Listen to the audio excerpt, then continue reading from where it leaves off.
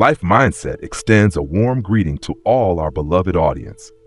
In the second half of life, one learns to embrace a certain coldness. There's an ancient saying that as we age, we become colder. This coldness represents a form of maturity that we acquire through life's ups and downs. As we gather experience and observe the harshness of human nature, we begin to see the deeper truths of the world. Truly mature individuals place a higher value on their own emotions and use their time wisely. Excessive affection can often have the opposite effect, leading to negative outcomes, while moderate coldness helps maintain balance in life. In youth, people often relish the excitement of social connections and the hustle and bustle of life. However, as we grow older and experience more, we learn to select our friends more carefully and realize that comfort sometimes lies in being cold toward ourselves. I once met a friend in the art industry, and I wanted to connect with him on Zalo, a Vietnamese messaging app, but he refused.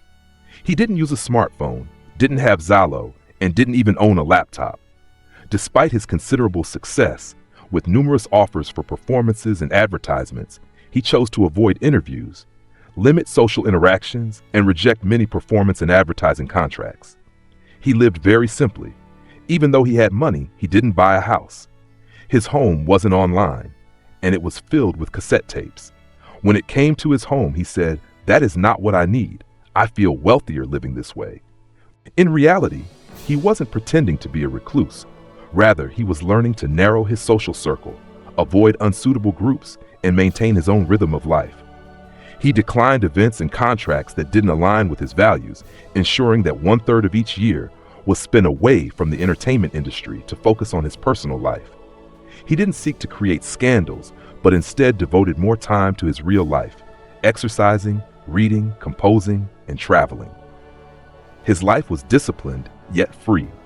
Though his friends didn't understand his choices, thinking he was throwing money away, he remained highly disciplined. He exercised 3 to 4 times a week, ate only 1 meal a day, and spent much of his time reading, listening to music, and composing. After becoming famous, he didn't indulge in material pleasures. He didn't buy a house and refused to engage in socializing. Though his exterior may have appeared cold, it was, in fact, a commitment to himself and a loyalty to his dreams. He had a clear understanding of his goals and aspirations. Deeply passionate about music, he chose to step away from the spotlight after achieving fame, letting his audience gradually forget him. He kept only those who genuinely loved his music. People who maintain a cold exterior toward the world are less likely to be influenced by it.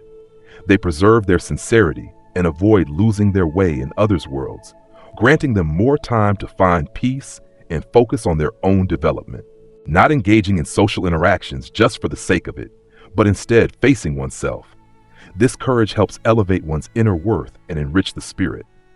Ultimately, those who learn to maintain a little coldness can avoid about 80% of life's troubles, simplify relationships, and achieve true freedom. As we age, we must learn to be a little colder to ourselves, ignore the opinions of others, focus on our own lives, and live more comfortably and happily. There's a question circulating online. What's the best way to resolve conflicts between people? The most supported answer is, when necessary, turn hostile. If you are too kind, never willing to refuse or confront others, you'll easily be seen as someone who can be taken advantage of. After selling a plot of land in my hometown for a decent sum, some relatives and friends, whom I rarely interacted with, suddenly appeared asking to borrow money due to our shared heritage. Despite having helped many people by lending millions of Vietnamese dong, improving local infrastructure, and providing aid to the village, my aunt was exploited by many who borrowed money from her and then criticized her when she refused to lend more. One neighbor, who had been denied a loan of 2 million dong, threw a stone at her house, breaking a window. This incident left her deeply shaken. My aunt had lent out over 2 billion dong, hoping that her generosity would be reciprocated, but instead she faced exploitation. The writer Somerset Maugham once said, "A soft heart and guilt only destroy you." Coldness and rationality are the true tools for survival. A wise person knows when to adopt a cold stance in order to protect themselves.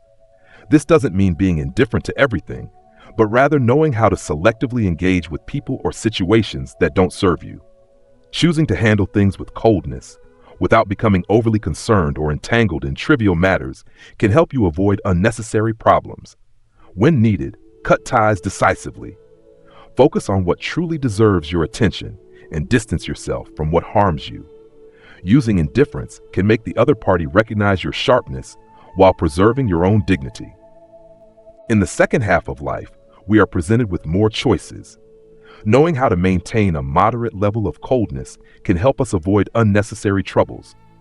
As we grow older, we come to understand that the stronger we become, the colder we tend to be. The author Tai Kang Ving once encouraged people to embrace coldness, and he lived by that principle. He never attended other people's weddings, never sent birthday wishes, and didn't celebrate holidays. When he encountered people he didn't want to engage with, he quickly found a way to exit. He avoided socializing unless it was absolutely necessary and didn't place importance on things that weren't worth his time. Had he been an ordinary person, he might have been seen as isolated, boring, unfeeling, or antisocial. However, his true friends, the ones who understood him, saw beyond his outward coldness. Despite his seemingly distant demeanor, he received genuine affection and goodwill.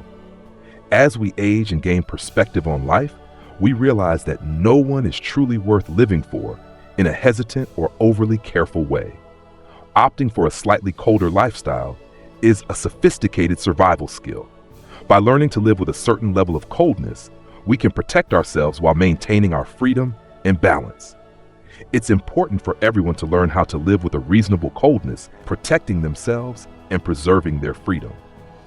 Harvard University conducted a study and concluded that knowing how to refuse appropriately can reduce over 90% of life's problems, saving a significant amount of time and personal energy. A former friend once asked to borrow money from me, but I outright refused. I had the money, but I didn't want to lend it.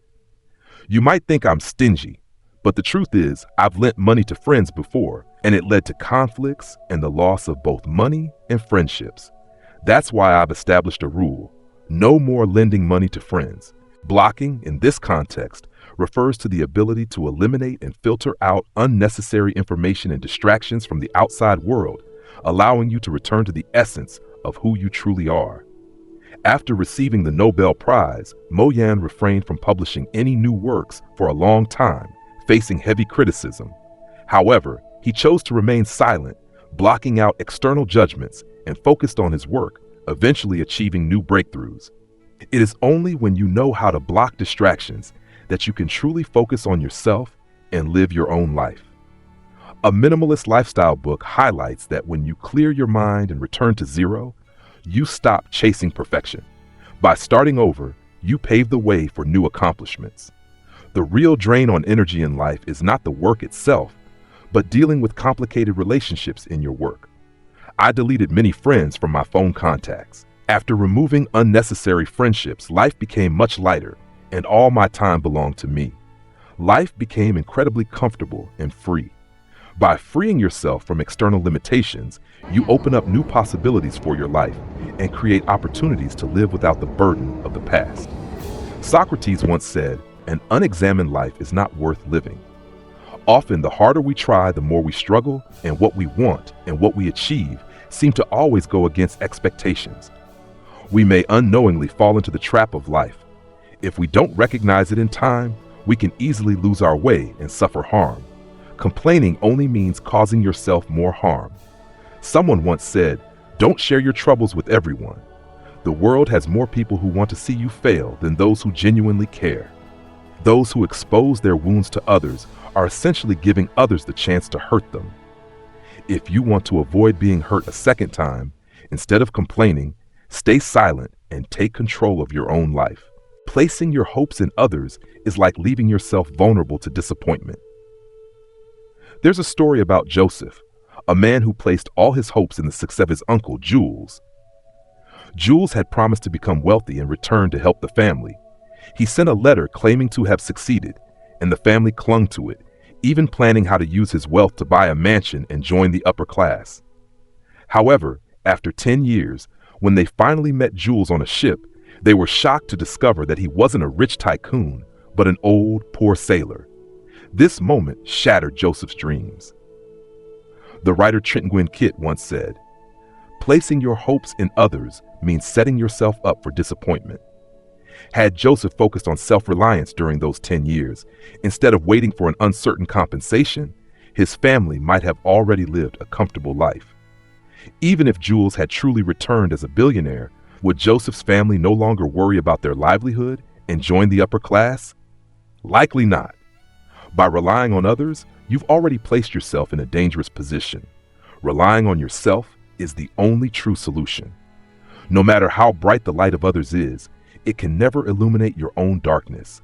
The achievements of others, no matter how grand, will never belong to you. Only by relying on your own strength can you find the path to a brighter future. Relying on past experiences is like trapping yourself in a cage. When facing challenges, we often have the habit of relying on past experiences. However, the lessons of the past cannot solve present problems. As the English poet Coleridge once said, "Experience is like the rear light of a ship. It only illuminates the journey that has already passed." If you continue to rely solely on past experiences, you will remain stuck in the same place, trapped in old thinking patterns, waiting for fate to push you forward. For example, Quaker bought the company Gade for a high price and made substantial profits, which was considered a great success. The CEO, Mr. Smith, believed that applying this same approach to future acquisitions would yield similar results.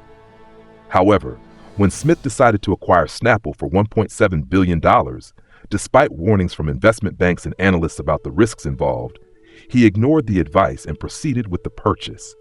This decision nearly drained Quaker's resources, and the company ultimately went bankrupt. The experience that had once made him proud ended up being his downfall.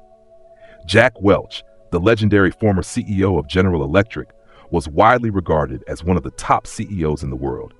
Under his leadership, he increased General Electric's market capitalization from $13 billion to $480 billion, a truly remarkable achievement. When people suggested that he write a book to share his experiences, he stated that all his experiences were in the trash bin. He never stored any working experiences and even required the company to regularly clean out internal documents. This was done to prevent employees from becoming too reliant on past methods. Instead, he emphasized the need to analyze and solve problems based on the present situation. Success cannot simply come from copying old methods. Life is not a journey along a fixed path. In the vast fields of life, we encounter many uncertainties. Those who rely too much on the comfort of past experiences will be crushed by the wheels of a rapidly changing world. Only by breaking free from the limitations of experience and thinking creatively can you expand your possibilities and truly transform your life. Finally, limited awareness can trap you in a low status. In a documentary in China, there is a segment about Dai Xiangjun, a 36-year-old man who was once at the peak of his career. However, when doctors removed his lungs, they appeared as hard as a lump of rock and could not be cut. For years, he had worked in a dusty environment, earning an extra 1,000 to 2,000 yuan each month. But after a decade of exposure, his lungs had absorbed a large amount of carbon compounds, making it difficult for him to breathe. He now depended on an oxygen machine to survive, and even surgery would cost around 700,000 yuan. Dai Xiangjun's story evokes a sense of regret and brings to mind a poignant saying. Sometimes what holds you back isn't opportunity or luck, but your own limited awareness. At the beginning, he thought earning a little extra money each month was a good deal, but in the end, he lost much more. He eventually realized that the greatest limitation in life is the narrowness of human perception. This reminds me of Montfi, who struggled after failing his university entrance exam. He worked as a laborer, carrying heavy items, working in water factories, and even selling goods on the street. But over time, he realized that no matter how hard he worked, he wouldn't earn much, and a small mistake could have serious consequences. One day, after a long shift, he fell asleep, and his left hand got caught in a machine, nearly severing his fingers. This experience forced him to question whether working so hard for so little was truly worth it. He decided to change his circumstances, and used all his savings to register for adult education university entrance exams. Despite being mocked by others, he persisted. After 2 years, he was admitted to the Department of Literature at Nanjing Normal University. He taught himself editing and voiceover work, appearing on various television stations and taking on all kinds of jobs, from filming to writing articles. In 2010, he seized the opportunity to enter the elite world of television programs. He agrees with the saying, "Everyone has a time of awakening. Whether it's early or late, that moment decides their fate." A person can only truly change their destiny when they continually break old ways of thinking and overcome mental barriers. In life, the path ahead is often difficult, and ambiguity exists at every turn. Instead of exposing your wounds in search of comfort, quietly accumulate strength and burst forth when you're ready. Instead of waiting for others to be your savior, shine on your own. Instead of relying on past experiences to light the way ahead, actively expand your knowledge, develop new skills, and break free from narrow thinking. Only by breaking down the walls in your mind can you create more opportunities for yourself and free your life from limitations. Time passes quickly, like a river flowing endlessly. I hope that you will learn to reduce unnecessary relationships, saving time and energy for what truly matters. Be cold to others, avoid being bound by emotions, and maintain independence and rationality. Be cold to the world, not swayed by appearances, and stay true to your beliefs and goals. As Thai Kongvin said, choosing to live coldly is an advanced survival skill.